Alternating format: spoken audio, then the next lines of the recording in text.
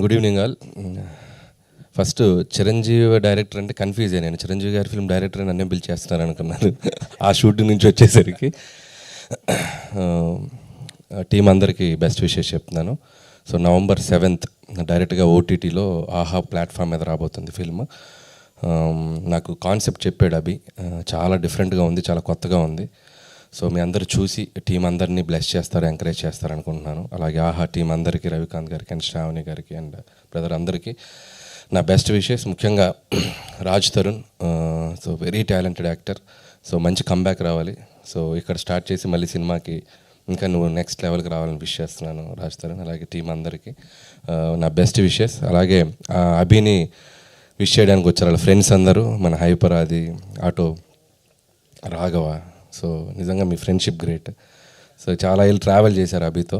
So మీకు తెలియదు ఏంటంటే ఎట్రా అభి దా, అభి పేరు ఫస్ట్ హరి, అభి కాదు. సో వెరీ చాలామందికి తెలియని విషయం ఏంటంటే గౌతమ్ ఎస్ఎస్ అనే ఫిలిం నా డెబ్యూ అసిస్టెంట్ డైరెక్టర్గా 2005లో. దానికి హరిగా నాకు పరిచయం అభి. అంటే యాక్టర్, దాంట్లో ఒక మంచి ఫ్రెండ్ క్యారెక్టర్ చేశాడు.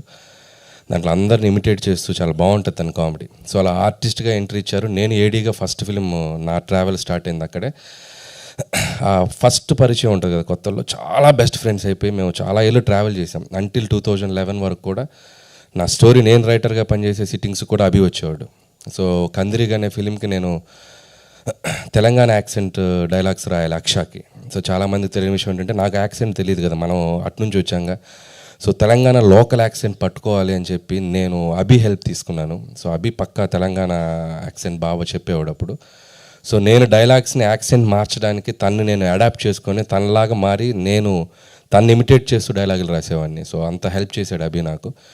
సో ఎప్పుడు ఇది చెప్పడానికి నాకు ఎక్కడ ప్లాట్ఫామ్ దొరకలేదు. సరే తన డైరెక్టర్ అయ్యి తన ఫంక్షన్లోనే తన గురించి మాట్లాడే ఆపర్చునిటీ నాకు రావటం సో చాలా హ్యాపీ అనిపించింది. ఆ తర్వాత కూడా తను జబర్దస్త్ ప్లాట్ఫామ్ మీద సో అదిరే అభిగా సో 2 స్టేట్స్లోనూ అటు తెలుగు ప్రేక్షకులకు చాలా దగ్గర అయ్యాడు. తన గ్రోత్ కూడా నేను చూస్తూ వచ్చాను. సో ఆర్టిస్ట్గా ప్రూవ్ అయ్యాడు. తను మళ్ళీ ఒక డైరెక్టర్గా మీ ముందుకు రాబోతున్నాడు. ప్లీజ్ ఎంకరేజ్ చేయండి. So very talented fellow. So ఇక్కడ కూడా తన సక్సెస్ అవ్వాలని కోరుకుంటున్నాను యాజ్ ఎ ఫ్రెండ్గా. అభి ఆల్ ద బెస్ట్.